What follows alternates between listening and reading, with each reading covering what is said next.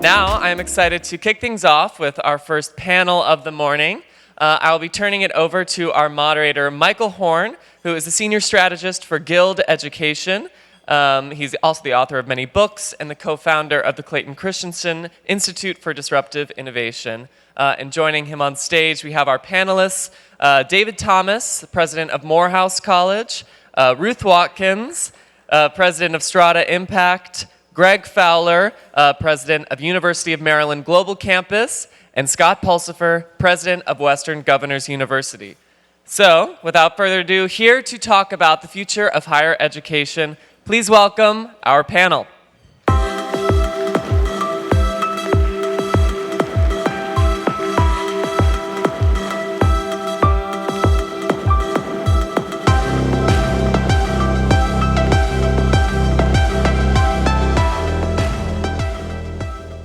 Good morning, everyone.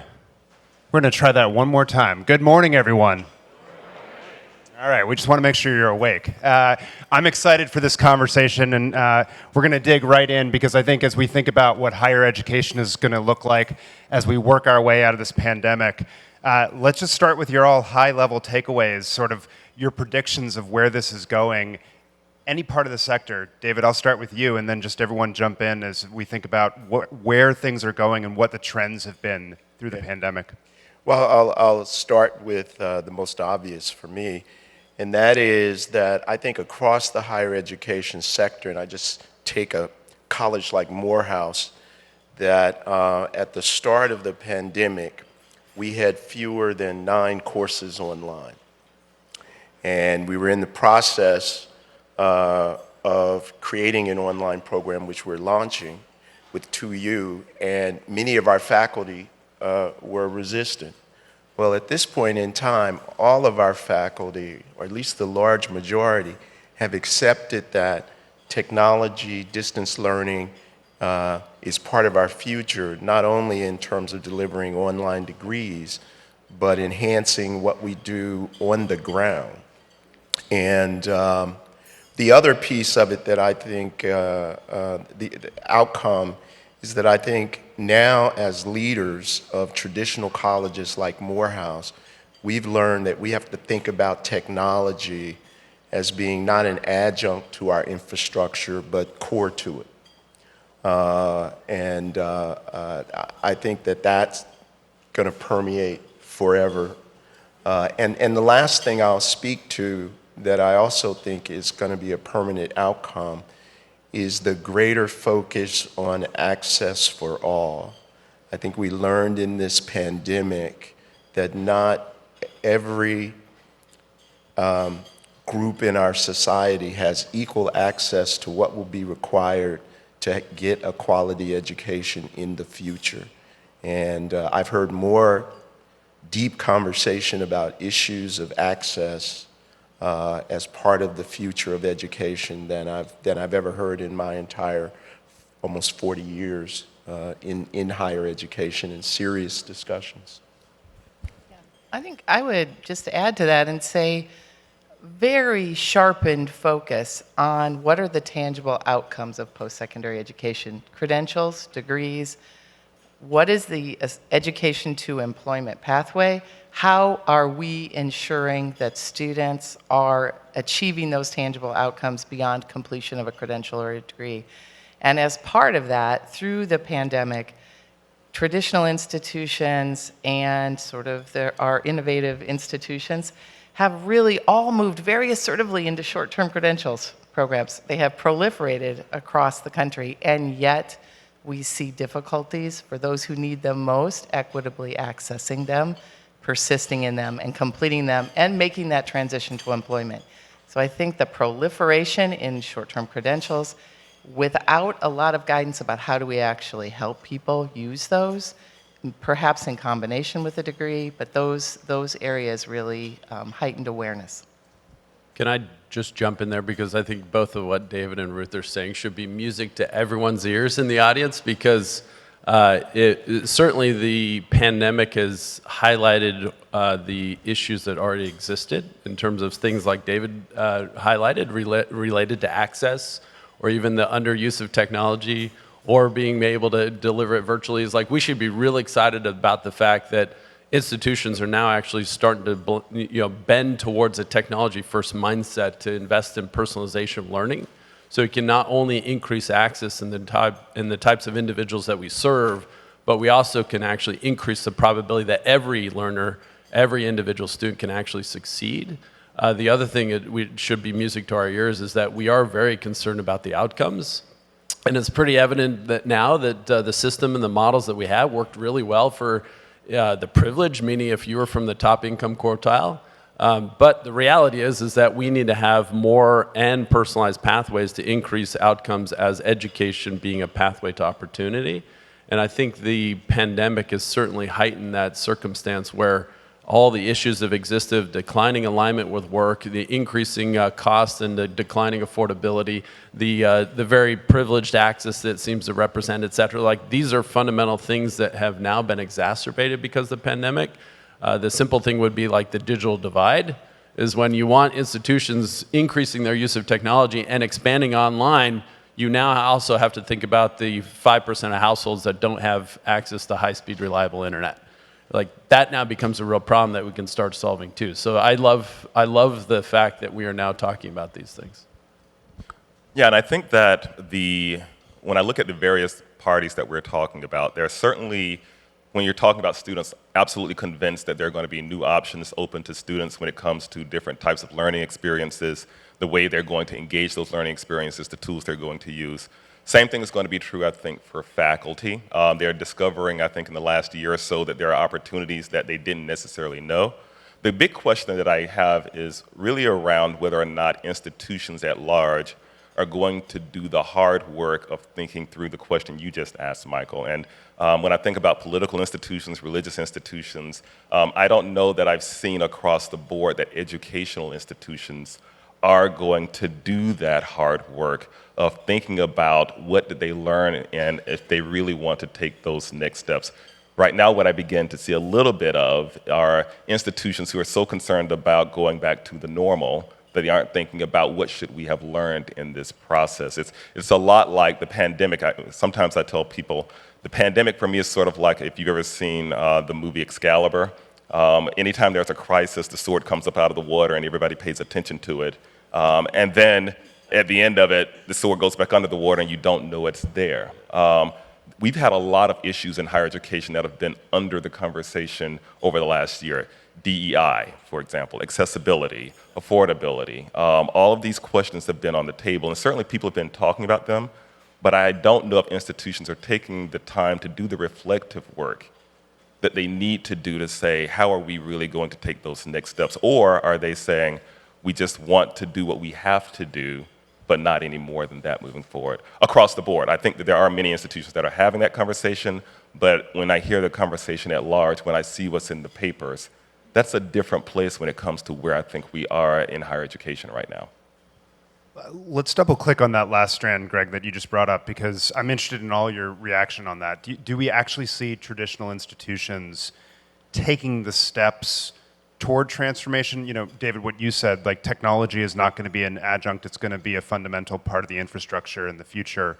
Is that commonly, popularly held across the higher ed landscape, or is, you know, what Greg's saying correct? What are all your takes? I'll jump in on this one. I'm uncertain that it is, because example I would give is that much of the stimulus funding that even came through the CARES Act, et cetera, it wasn't actually going to invest in the infrastructure, the technology, the practices that need to be developed to now deliver a more technology-first, online, hybrid model of teaching and learning. It was actually solving a lot of revenue loss issues, things like that. And you're like, or you also see the push to get individuals back onto a campus, when in fact that may support a lot of revenue sources, et cetera, that were related to that. But the plurality, I think there was a Charles Koch Foundation survey that highlighted that even the plurality of students who are coming back to campuses actually still expect the online learning option to be available to them. And so even as bad as it may have been, meaning that they didn't prefer it over what they had previously, they've now at least started to recognize the benefits that it did offer, which is a greater amount of flexibility for them to learn in the ways in which they want to learn, et cetera. And yet you didn't see a commensurate increase in the investment happening on the institutional side to say, how are we actually putting that infrastructure in place? How are we increasing the teaching capability and capacity of our faculty to actually deliver in that mode? How are we even thinking about different modes to utilize technology to personalize learning so that even if you're showing up in a lecture, I can also get that personalized engagement that I need online to help me specifically master the concepts I'm supposed to. There's so much that can happen, and I personally am not seeing it.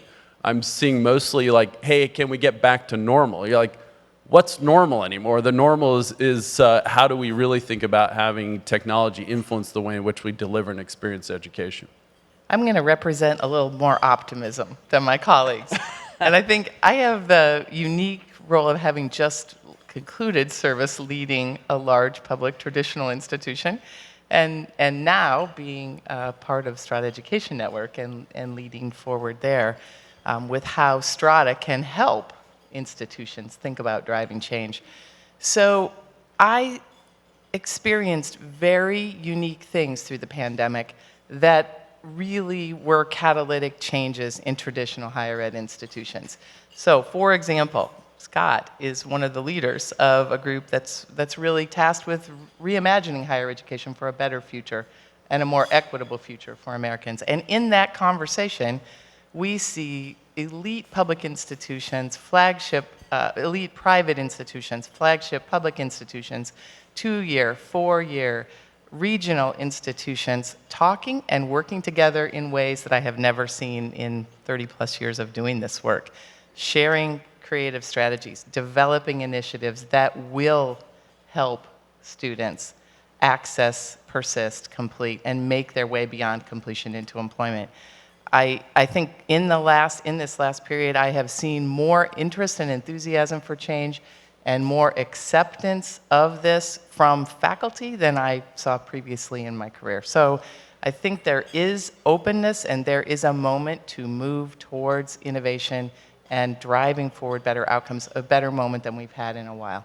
Yeah, let me take a perspective on this that sort of brings together my experience in my current job leading what is a very traditional institution in its design, and my background as a scholar of leadership and organizational change.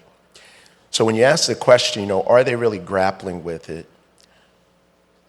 I think, compared to organizations like Scott's that was designed some time ago to rethink higher education, it can look like leaders of traditional institutions are not grappling with it because we look like we want to get back to normal. But what's happened in the pandemic is that it's unleashed a set of seismic forces that, at least my experience is, more leaders than we think are grappling with those dynamics and trying to, bring their organizations forward at a much more accelerated pace. And to Ruth's point, I experienced there being more open and realization about the need to change, even though, it's always a contested terrain exactly how to change and who should change. But I really think that institutions are grappling with that. And I'm at a small institution, but I just was placed on the board of the Yale Corporation and spent a couple of days up there. And institutions like Yale are grappling with this as well, even though from the outside they look like, right, they're just trying to take us back to normal. But I really think some forces have been unleashed that will determine what institutions survive. I mean, I'm also of a kind of ecological mind that some species die and some evolve and survive, right? And I think that's what we're watching. And it's been in motion for 2 decades at least, and the last year has accelerated that. So I believe, and I absolutely support and agree exactly with what you are both saying there. What I think, the question that I often come up with is, has it changed the trajectory of where we were going? And I don't think that the pandemic changed the trajectory. I think it may have accelerated conversations that were already being had. It may have accentuated a lot of those conversations. And a lot of those with leaders of the institutions have certainly been in place for a period of time. When I was working at my previous job, I was also on the New England Commission for Higher Education, and over the last year, we were looking at these schools who went through the remote learning mitigation strategy during the pandemic to figure out how to stay above water. And of course, many of you have heard this conversation about is remote learning the same as online, and I often use the metaphor, it's like trying to learn to swim during a flood. You're not going to win any Olympic medals, but you're just trying to keep your head above water. I think a lot of institutions are having that conversation. I think a lot of institutions are continuing to have that sort of how do we move forward, but I don't think things have changed in the way that it would need to if they were really making the transformation that Scott was just mentioning. If when students start to struggle, have you put the analytics infrastructure in place to understand where they're struggling? What are the support mechanisms when those things start to happen? Are you having the conversations with your entire organization that say, we are no longer going to do those things the same way? I don't see that level of conversation universally happening. I do see it at institutions, so I don't want to make this sound like it's absolute, but I don't see a drive in the industry to say we are moving there. And I think part of that may be going back to the conversation of what is the job we're trying to do. And having institutions really understand what their missions are and committing to that, or saying that we want to change our mission or refine it in some ways. That I don't know is happening, and maybe it shouldn't happen.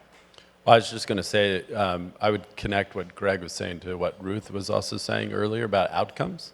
The interesting thing is like we can measure today. It would be very interesting to kind of fast forward 10 years and see if in fact the trajectory did fundamentally change because of what the institutions are compelled to actually innovate around today. Like, did we fundamentally change the makeup of the enrollment? Are we increasing are we reducing the disparity in outcomes among those different learner populations?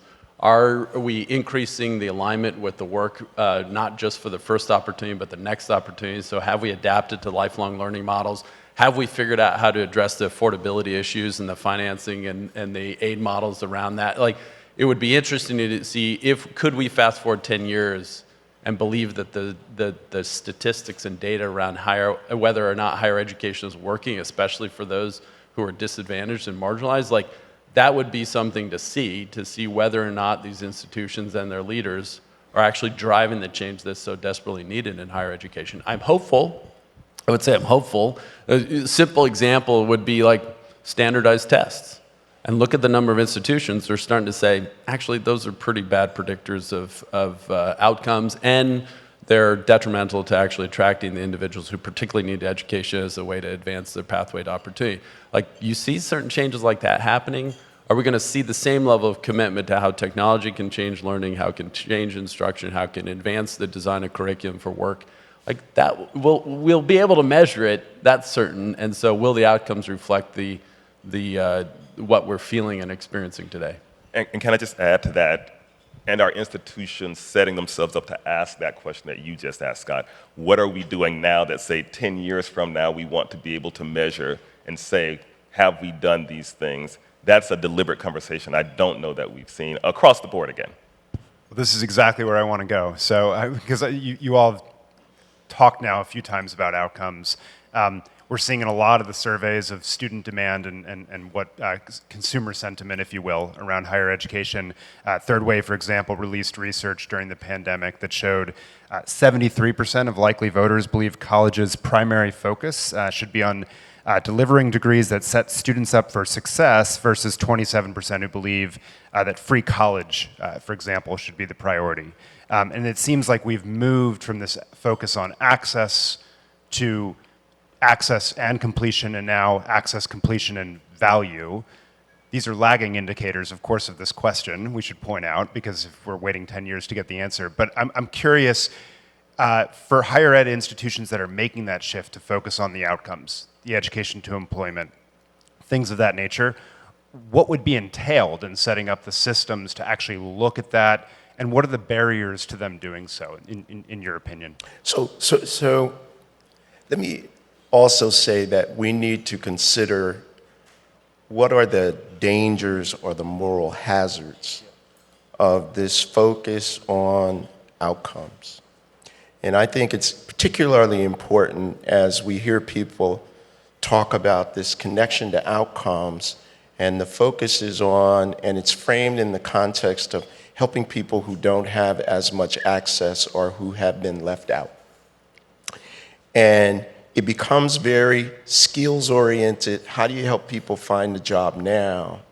And I think the danger and the moral hazard that I haven't heard people who are focused so much on outcomes speak to is, one, what is the purpose of post-secondary education? I think if there's anything we want to hold on to about what the best of post-secondary education has been, it has been about creating good citizens. And how do we, in the context of this outcome conversation, not lose track of that, and not lose track of the fact that in 20 years, half the jobs that exist today will no longer exist.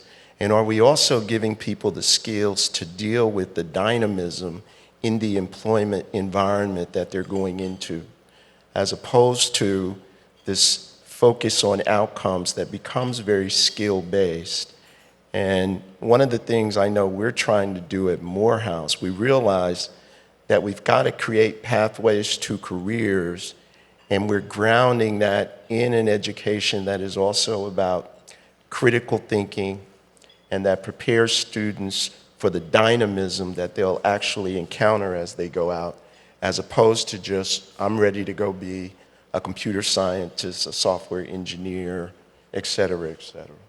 So just building on that a little bit, I would say we don't want to set those up as different, as necessarily separate things. We want to stop this sort of either-or thinking and move toward both and, where we can say, oh, I like it. I'm going to get a clap. That's good.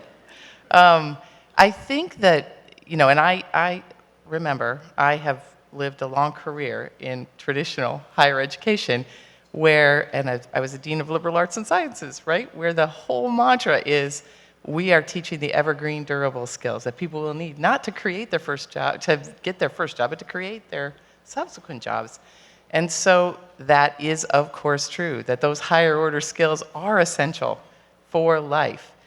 And we can embed first job skills in those four-year credentials, not at the expense of, I hope. And I fully agree with you that it's a both and, but I don't hear the both and in the conversation coming from parts of our industry that are focused on the skills and the credentials and the short, the next job, or they're not creating that both and conversation.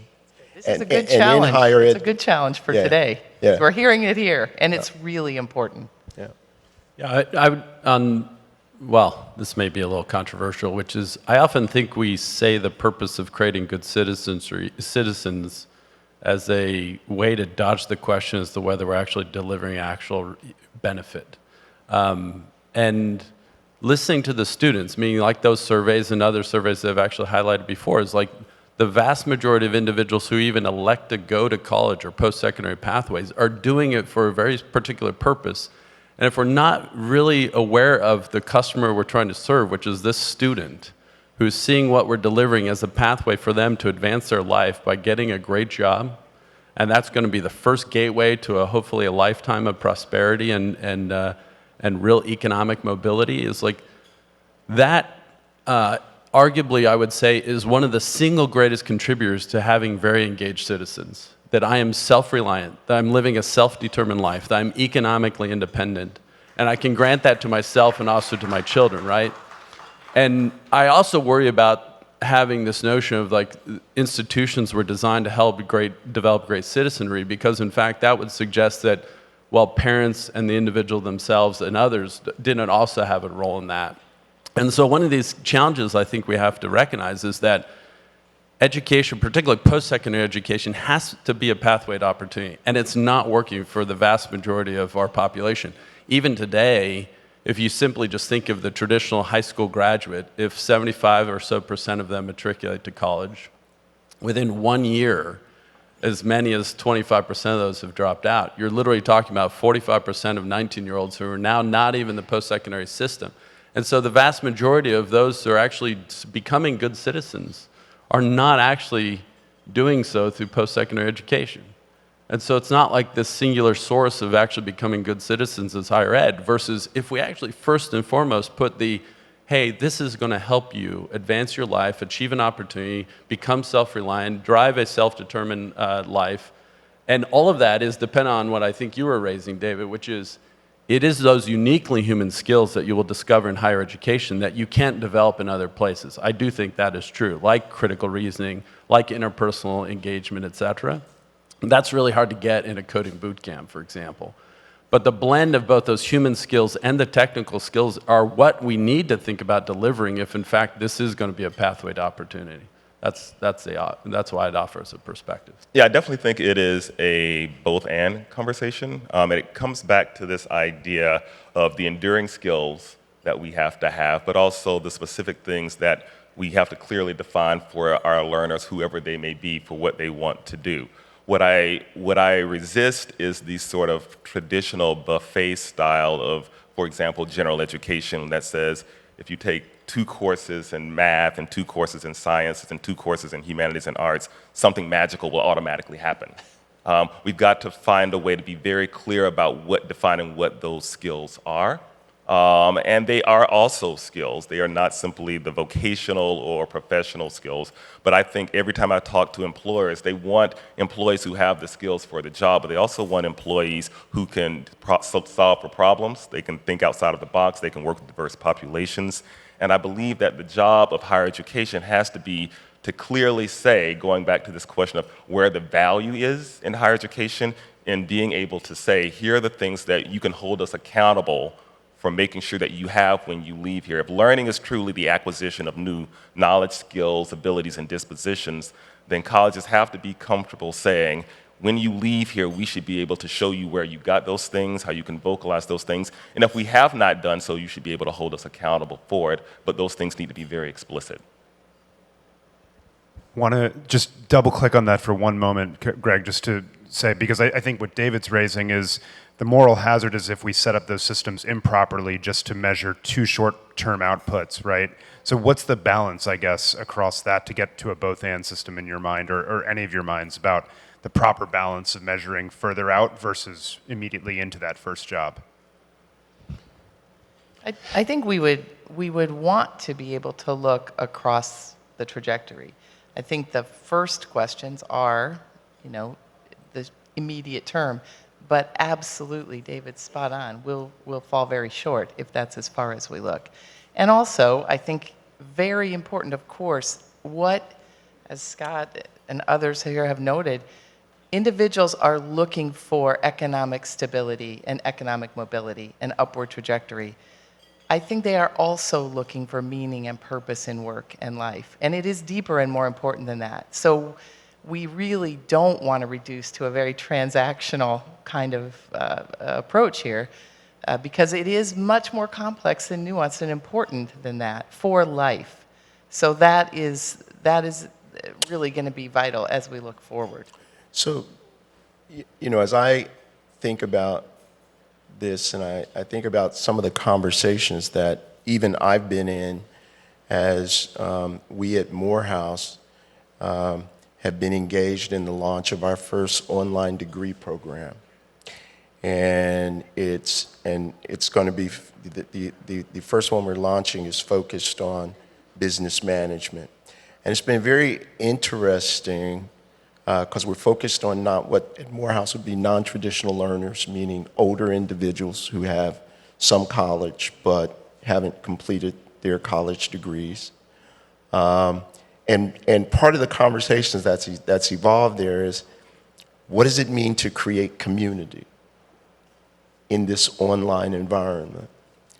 I have to say that I haven't heard a lot of that conversation as I've spoken to some of my colleagues who I really see as innovators in this new space, right? Because it's in the context of creating community that some of those things that are related to preparing people for what's beyond that first job emerge. So I think one of the things we would see is, as innovators in this space, we'd also be thinking and talking and bringing the tensions about creating community into these conversations about how we're innovating would be one of the things that we would start to see. I would, to the question, I think, Michael, I don't think it's that complicated. Meaning, I would at least offer at WG, we're focused on really just 3 key results. If you start, do you complete? Because if you don't complete, you're no better off than if you never started. Second, having completed, does that actually result in an opportunity outcome? Meaning, are you attaining an opportunity? Are you getting economic gain to it, et cetera? And third, equity. Is that working for everyone, regardless of your gender, of your ethnicity, your race, no matter what it is like, is it working? Your rural background versus urban background, et cetera. And so I do think when you try to focus on higher education as being a pathway to opportunity, you know that first and foremost, you have to ensure that the enrollment is representing the population of the individuals we're trying to serve. Second, you have to be able to personalize learning in a way that you increase the probability that every individual can succeed regardless of who they are and their background and everything else. And we have to solve for the disparate outcomes that exist today in higher education. And third, having completed that, you do have to know, did this actually work as a way for an individual to change their life? Fundamentally, I think that is the promise of higher education. I think we could do a better job of measuring that, regardless of the institution you are, by the way, because like David mentioned, like WGUs, many institutions serve different populations of individuals, but we, with those individuals, have to always be improving that promise for all of them that we're serving. That makes it difficult to compare across institutions sometimes, but that doesn't matter as much as is each institution improving those outcomes for the population of individuals that they're serving. And I think if we give greater focus to that, we'll really start moving the innovation forward, because you're trying to solve for, is the promise of education working for everyone? So I think that one of the things I would point out is the immersion of students in different types of learning experiences than those that have been historically there. And what do I mean by that? It's in the past, for example, if you were, when we were getting our degrees, a lot of the research would have been done in going into the stacks and archives and trying to sort out information in the library. Today's student doesn't need to go to the library to get information. In fact, one of the skills we have to give them is how do you sort out information that's actually important as opposed to that's not important. How do we think about those skill sets in a different way? It's one of those ways that I think that when it comes to problem-based learning, we've got to find things that say we're not going to put critical thinking over here and professional skills over here, but can we put you in more realistic assessments that are going to do both and elevate you as a part of that process? The other thing that I think we have to do is get institutions to look at the whole student experience. If we're talking about transformation, one of the big challenges is getting the Student Affairs Office and the Academic Affairs Office to have that conversation in a way that says, what's happening in the wraparound experience of the student? So whether we're talking about content learning or hunger or mental health issues, is the institution taking a full approach, and do all the members of the team understand their role in that work? It's part of that transformational conversation that I don't believe institutions are having as much as they need to, in a deliberate way that helps everybody to see the value they have in the conversation. So we have not nearly exhausted the questions that I have for you, but we're coming to the end of the panel. I'm looking at the time here, and so I want to ask a lightning round question, which is, we'll use Scott's test. 10 years from now, we get to reconvene here and ask the question, did the higher ed system writ large deliver the outcomes that are meaningful, not just for the first job, but for that career trajectory? Are you fundamentally optimistic or pessimistic? And so we can do a yes, optimistic, no, pessimistic, or one of those magic 8 balls, future uncertain. Where do you come out on this? I'm optimistic. Optimistic that we will have higher ed institutions that are looking beyond completion because the public is demanding it. Generally optimistic. I'm optimistic because there's too much scrutiny and awareness about the challenges today that we will be forced to change even if we don't want to. So I'm optimistic. Well, join me in thanking this optimistic panel as we wrap up this part of the conversation. Thank you.